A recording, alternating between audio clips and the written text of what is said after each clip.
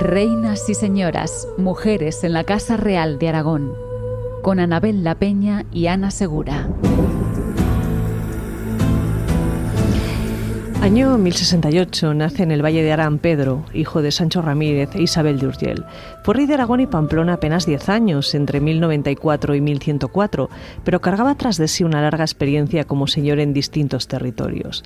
Pedro conquistó Huesca en la batalla del Alcoraz y Aragón alcanzó así las tierras fértiles del llano y dejó de ser un país de montañas.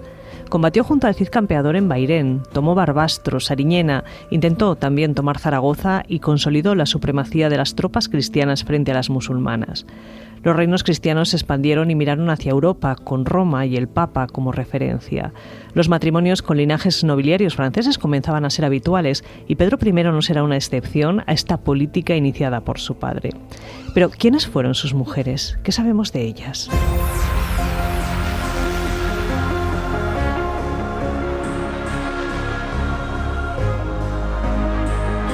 Anabel, muy buenas noches. ¿Qué tal? ¿Qué tal? Bienvenida. Hoy vamos a hablar de las dos esposas de Pedro I y de su política matrimonial que ya definitivamente, y como comenzó a ser su padre, mira hacia Europa.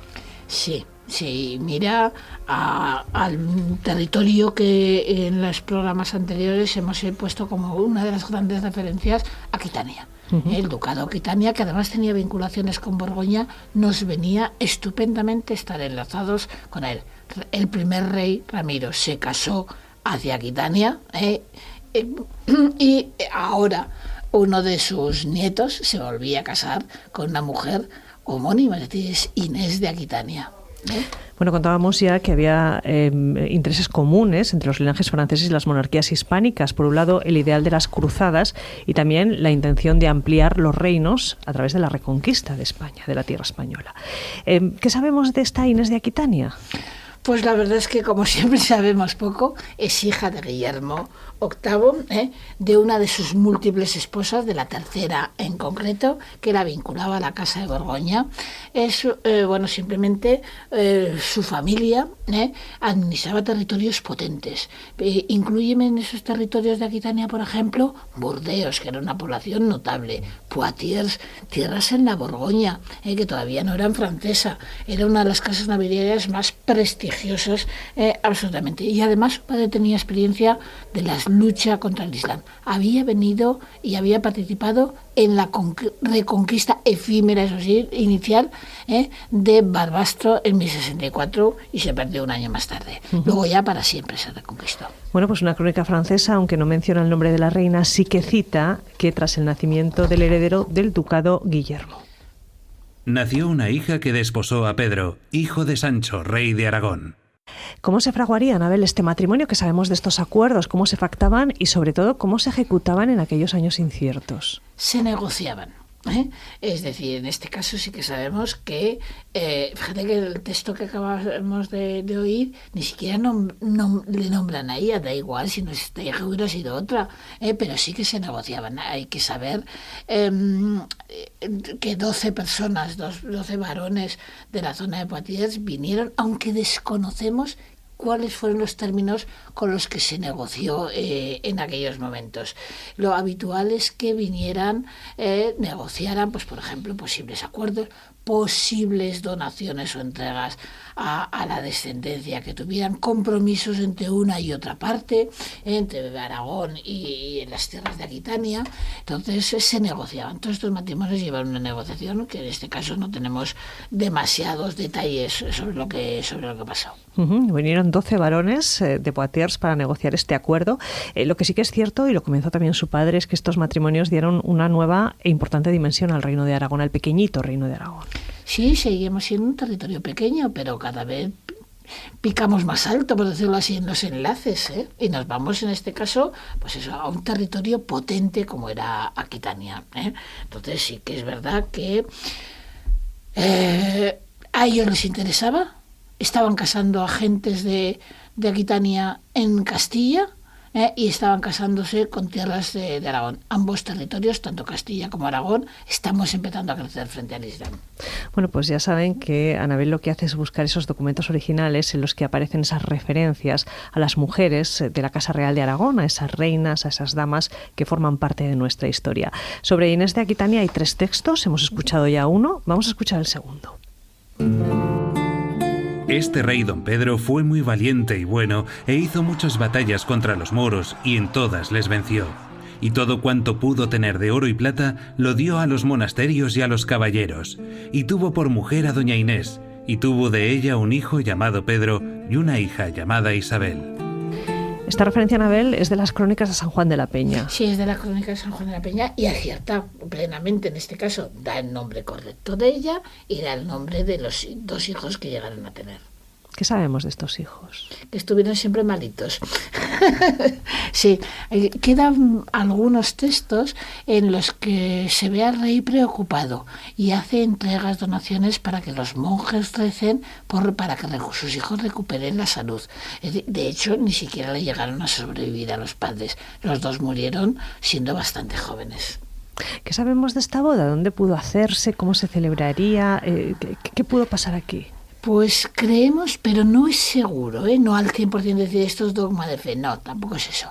Se tuvo que celebrar en torno al año 1086, eso sí lo tenemos documentado, pero desconocemos dónde. Ahora, hay que pensar, un rey que tiene una sede episcopal tan importante como es el caso de Jaca, donde Jaca se ha configurado en una población importante con el fuero. Lógicamente podemos pensar, pero no está documentado, que Jaca fue el escenario de estas nupcias entre Inés de Aquitania y Pedro I. Que era el heredero en aquel momento, todavía sí. No era rey, pero había que echar la casa por la ventana porque iba a heredar del reino. Vamos a escuchar el tercer fragmento que tiene una referencia a esta Inés de Aquitania. En el nombre de la Santa e Indivisible Trinidad, yo, Pedro, hijo del rey de los aragoneses, Sancho Ramírez, como remedio de mi alma y la de mis padres y de todos los fieles cristianos, con el consejo de mi padre, doy a la limosnería de San Pedro de Jaca un excusado llamado García de Arcusa, con sus hijos y con toda la generación de sus hijos. Esta carta fue hecha en Jaca cuando contraje nupcias en el mes de enero. Este sería un poco el documento clave, ¿no? Que nos lleva a pensar que se pudo casar en Jaca. Eso es lo que sospechamos. Pero claro, no dice esta carta fue hecha donde me casé yo en Jaca y tal, sino dice que fue hecha en Jaca cuando, es decir, en el tiempo que... Pero es de sospechar que sí. ¿Cómo le va a ofrecer a una mujer de Aquitania una pequeña ermita que ahora nos puede parecer maravilloso escenario de boda? Hay que hacer un matrimonio que tenga impacto en aquella sociedad. Y la ciudad más grande que teníamos era Jaca, la más poblada, la más notable, y por lo tanto casi seguro fue en Jaca. Porque la corte de Aquitania sería mucho más refinada que la aragonesa, sí. Tuvo miembros vinculados a los movimientos de trovadores en aquella época, sí, era más fuerte y yo creo que más culta en la época. Muchos de estos reyes nuestros, y tampoco te creas que en otras zonas, ni siquiera sabían firmar. Ponían un puntito en la firma, ponían una crucecita y demás. Del tema de la educación les imbuirían de elementos religiosos, oraciones y demás, pero lo que es otro tipo de cultura, difícil, creo que no, en esta época. ¿Cómo sería la vida de esta mujer extranjera, su día a día fuera del hogar, en una tierra extraña? Podemos imaginarlo, pero mejor vamos a buscar las fuentes documentales. ¿Qué textos más recogen el nombre, alguna referencia sobre esta reina? ¿Qué sabemos sobre su vida y su muerte? A ver, sabemos que intervino poquito, pero por lo menos que conozcamos, pero intervino. En un litigio que hubo con el monasterio de San Victorián, ella actúa de árbitro. Hay que suponer que más que por ella misma, por la tal Inés de Aquitania, como representante de su marido, que era lo habitual. Sabemos que fallece prácticamente, podemos decir, en la primavera, poco antes, finales del invierno, por lo menos, del año 1097. Y lo sabemos porque poco más tarde su marido, su viudo, ha vuelto a casar. Por lo tanto, ha tenido que fallecer y se ha guardado un pequeño periodo de duelo en aquellos momentos. tuvo que sufrir con las muertes de sus hijos, como todos los padres que se precie, pero no los consiguió sacar adelante, ¿eh? Entonces, bueno, pues ten en cuenta también la medicina del momento. En fin, tenemos alguna pequeña cosa, algún pequeño dato. Bueno, entre ellos está el epitafio de los hijos de Pedro I e Inés de Aquitania, según el abad Briz del año 1620. Aquí reposa el infante Pedro, conjuntamente con su hermana Isabel, cuya vida se acabó con tiernos años antes de la muerte de su padre. Ellos fueron enterrados en San Juan de la Peña y es lo que nos comentabas, que tuvieron una corta vida y que estuvieron enfermos durante mucho tiempo. Sí, por los documentos que frecuentemente se hacen donaciones, como hemos mencionado, en torno a que sus hijos recuperen la salud, son de unos niños que tuvieron que ser enfermizos.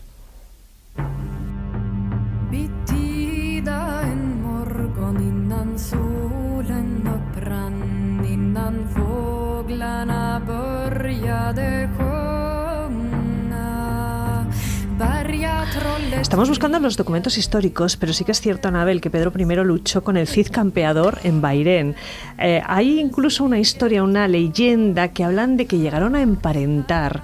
¿Cuál es esta historia que tiene de cierto? A ver, ya sabes que hay veces que se ha mezclado literatura, cantares de gesta. En el cantar de gesta del poema del Niño Cid se menciona en la tercera parte que las hijas del Cid, que las que llama Doña Elvira y Doña Sol, se casaron con los infantes de Carrión, las deshonraron, les pegaron, etcétera, y que después acabaron vinculadas a las casas reales de Aragón y de lo que hoy llamaríamos Navarra. Durante mucho tiempo se ha mantenido la tal Doña Elvira y Doña Sol, que fueron María y Cristina. La tal María se menciona habitualmente que se casó con este infante Pedro que no llegó a sobrevivir. Pero es que eso se ha mantenido durante mucho tiempo y la realidad es que se basa en una crónica, en este caso más tardía, una crónica castellana, y hoy en día, si no tenemos otra fuente más fiable, los elementos cronísticos nos dan un poquito de miedo a aceptarlos si no tenemos apoyo de otro tipo de documentos más serios. Bueno, nosotros de momento vamos a escuchar esta crónica en una traducción libre al castellano actual. Estando el rey Alfonso VI en su corte, entraron dos caballeros por la puerta. Uno era de Aragón y el otro de Navarra, y venían con cartas al rey don Alfonso y al Cid. Ambos eran herederos que habrían de heredar y reinar, y el rey, cuando vio las cartas, le complacieron mucho y le preguntó al Cid: ¿qué decidís vos a estos mensajes? El Cid le respondió: Señor, yo y mis fijas somos vuestros, y mi cuerpo y el de ellas no han de hacer otra cosa sino lo que vos mandéis. Y el rey le dijo: tengo a bien que casen con estos infantes y que sean de aquí en adelante reinas y señoras, y por la deshonra que tuvieron, que reciban esta honra. Y así mandó el rey dar sus cartas de respuesta y de consentimiento, y el Cid las suyas. Y ante el rey fueron hechas las firmas del casamiento y pusieron plazo de ese día en 3 meses, fuesen los infantes hijos del rey de Navarra y de Aragón, con el Cid a Valencia para hacer sus bodas. Bueno, el Cid sí que anduvo por aquí, anduvo con Pedro I. Vamos a dejar de momento la leyenda y vamos a volver a la historia, a lo que realmente ocurrió. Y lo que ocurrió fue una boda, la boda de Pedro I e Inés de Aquitania. ¿Qué aportaba, Anabel, ese matrimonio a Aragón? Pues el reforzar la línea que se había mantenido en aquellos momentos de vínculos con Aquitania, la posibilidad de nuevas expediciones que nos ayudaran. Yo no sé si conoces que aquí hay, por ejemplo, una calle que se llama Conde d'Alperche, es de uno de esos varones franceses que venían en este tipo de expediciones a ayudarnos en esta situación y que acabaron vinculados aquí. Pero además lleva un elemento. Como Alfonso VI de Castilla también está casado con una persona, una mujer, una hermana de nuestra reina, es una mujer también procedente de Aquitania, eso nos vincula de paso con el padre, con los cuñados, es decir, es todo un entronque de alianzas que nos pueden interesar. Y a todo esto, muy cerca del reino, la cruzada de Barbastro. Sí, la cruzada de Barbastro tuvo que dejar sorprendidos a los, llamémosle a los caballeros, a los que luchaban en Aragón, porque un ejército formado por gentes, como dicen los textos, incluso los musulmanes, de gentes del norte, mandados por Roma, entonces tuvieron que ver cómo se tomaba la primera vez una ciudad protegida, amurallada. No te creas que era tan fácil conquistar pequeñas localidades, era lo que estábamos haciendo. Una ciudad, aunque no fuera más que unos meses en manos nuestras, o en manos de la cristiandad, no era tan frecuente. Se tuvo que aprender mucho de esa experiencia de Barbastro. Nos seguía interesando tener buenas relaciones con los caballeros aquitanos. ¿Qué sabemos de la muerte de Inés de Aquitania? Bueno, pues sabemos que en torno a 1097 ha fallecido ya esta mujer, y se busca otra, un repuesto. No tenemos sucesión y entonces, si no, el reino tiene que pasar a un hermano y demás, y se busca un matrimonio nuevo con el mundo, en este caso, fíjate, y es curioso, italiano, pero también vinculado a Aquitania.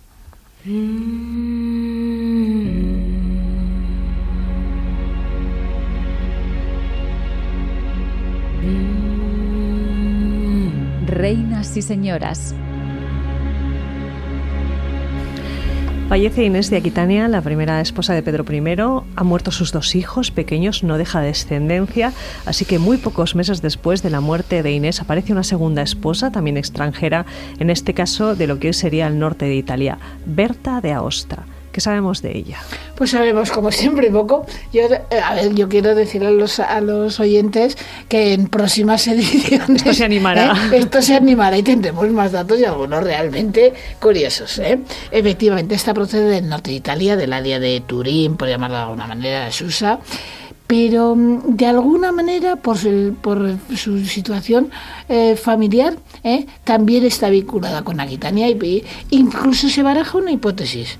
Esta mujer acabó viniendo con la primera reina, con Inés, en este caso con de la que acabamos de hablar, formaba parte de su séquito, porque ella, procedente del norte de Italia, cuando ocuparon los territorios de su familia, se refugió en Aquitania, donde tenía vínculos por su madre. Y es posible que cuando viniera Inés de Aquitania se trajera una jovencísima niña, que para formarla en la corte, en la corte aragonesa, y quizá por eso fue la elegida para el nuevo enlace. No sabemos, fíjate, no tenemos ni idea de las arras que pudieron tener, la dote marital y demás. Sí que tenemos algún otro dato muy curioso. Bueno, pues vamos a buscar esos datos. Yo, Pedro, Rey por la gracia de Dios, por amor a nuestro Señor Jesucristo, y para la remisión de mis pecados y por el alma de mi padre, mi madre y de todos mis parientes, hago esta carta de donación, hago y entrego a Dios y a Santa María de las Herós las casas que la condesa Sancha tuvo y poseyó durante su vida, en Montearagón, en Huesca, en Ayerbe. Hecha esta carta de donaciones a 16 de agosto de 1097 en la ciudad de Huesca, el día que celebré mis nupcias y tomé como mujer a la reina doña Berta. El día de su boda, en una Huesca recién conquistada, que esto es muy emocionante. Hombre, ¿tú sabes lo que es una mujer? Venga del norte de Italia, venga de Aquitania, donde se había refugiado su familia, venga donde venga, no conoce o no ha visto con sus ojos lo que es una vida de una ciudad musulmana, es decir, una mezquita. Acababan de consagrar en la catedral, pero sobre la mezquita, que estaba intacta y demás.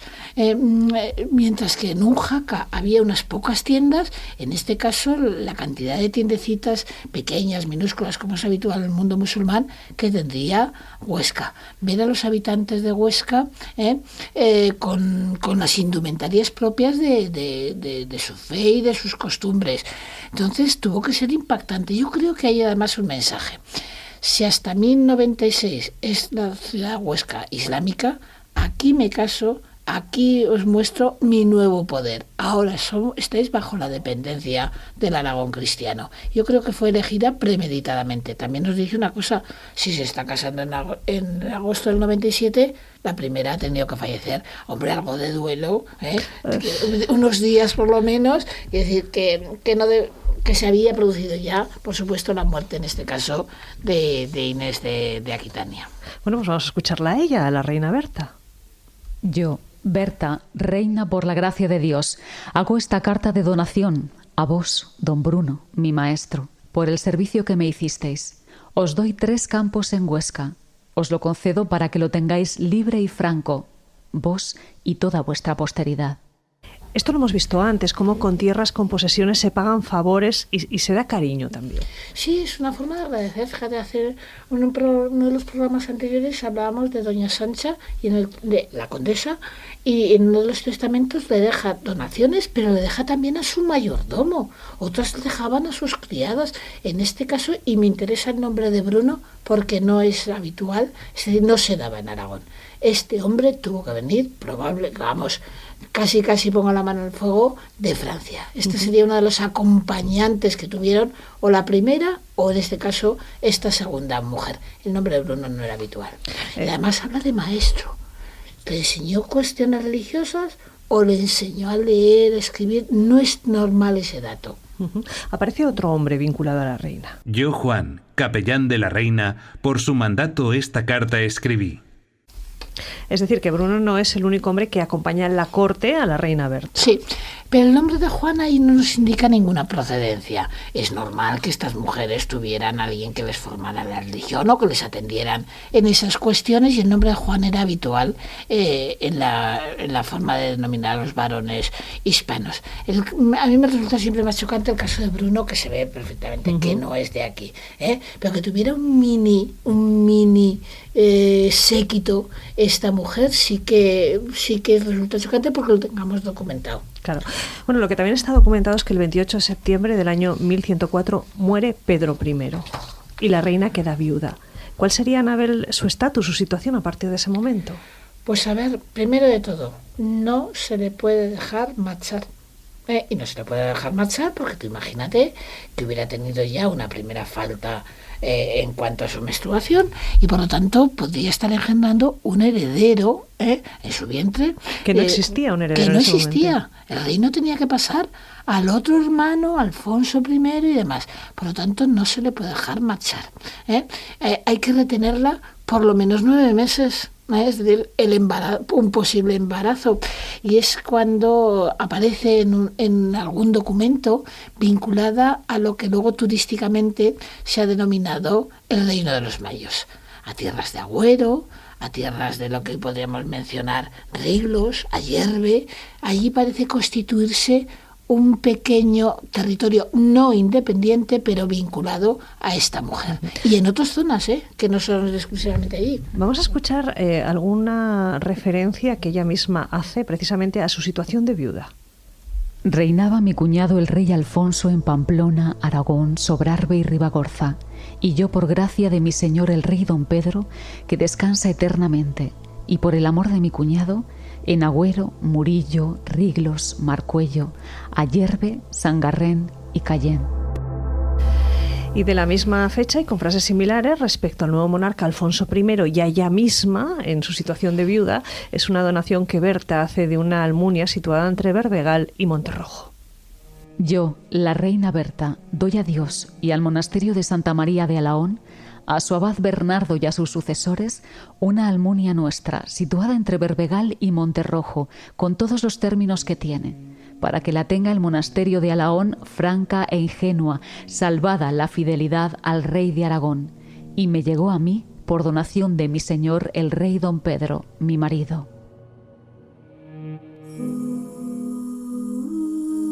Reinas y señoras, mujeres en la Casa Real de Aragón.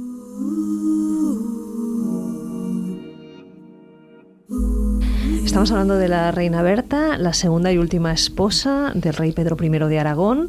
Ella citaba Murillo, Riglos, Marcuello, Ayerbe, Sangarrén, Cayén. Hoy en día se denomina turísticamente a esta zona el Reino de los Mayos. Pero existe esta posibilidad, es decir, que ella se quedara con una especie de reino dentro de otro reino, el de su cuñado Alfonso I.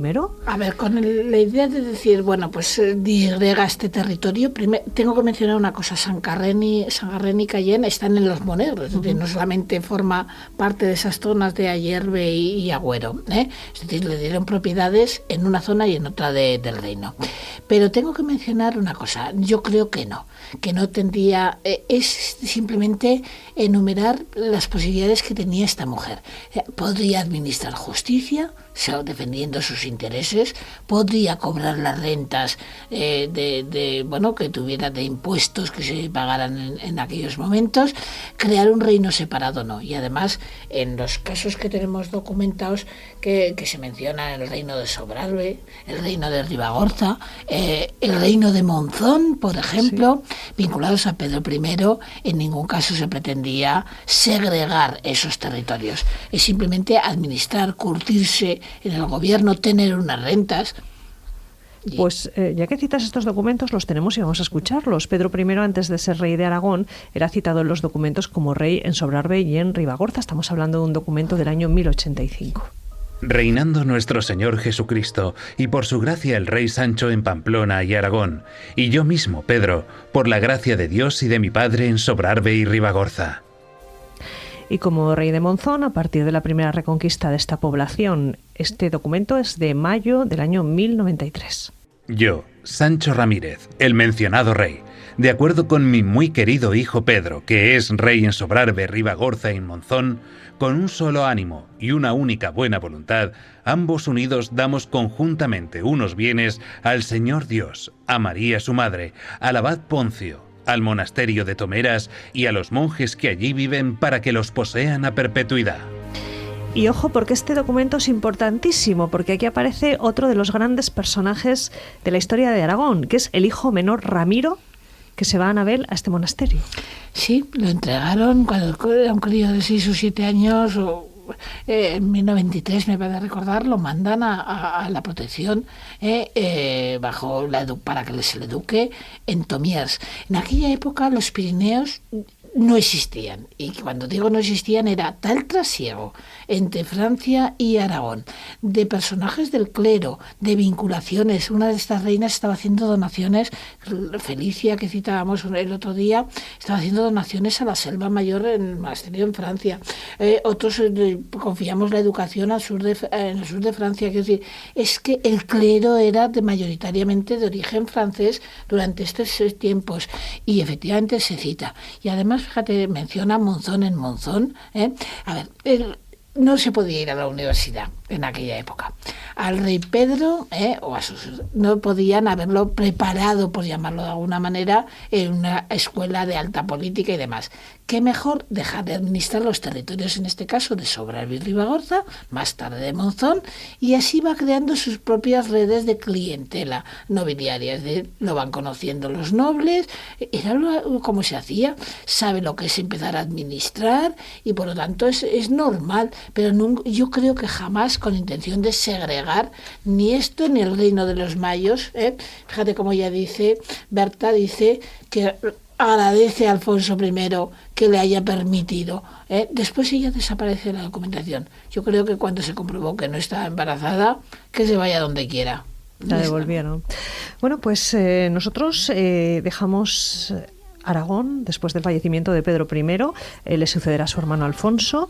Él tuvo 2 mujeres, Berta de Aosta y Inés de Aquitania, que nosotros sepamos. Posiblemente habría otras, no se reconocieron herederos, y fue su hermano el que le sucedió en el trono. Pero esa es una historia que le contaremos en el próximo programa. Anabel, muchísimas gracias. De nada. Nosotros nos quedamos con una nueva versión de esta Dama de Aragón.